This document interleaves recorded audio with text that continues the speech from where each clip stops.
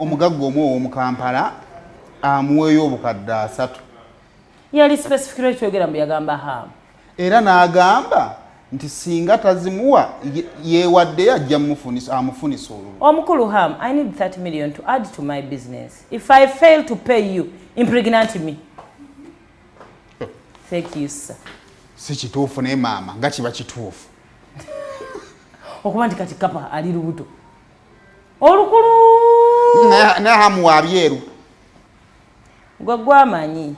Mukene mulireyo nendya kunyama ensike. Kuche yatulagako. Nze nange. Yatulaga nga byeru byokka. Anti nkuyimbidde akayimbo oli waddembo kukatereera, kukategeera.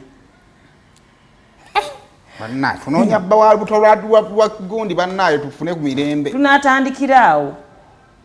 Awo nga tuvuddewo. Lwaki musaza ku kifaananyi kya Kapa ekyo? Nakiteeka mu kantu. Naye kwefuwandi kitaddeyo. Oli muyimbi yeteera ekifaananyi ki? Ne bannaye. Ne bannaye. Kale munnange Kapa kati tukusabira Mukama Katonda akuyise mu lugendo olwo. Wewashi. Olutambuze bulungi tukuyozaayeza kongula. Kale. Kuliko kakasa nti naawe ozaala. Bannaye olwakayimba.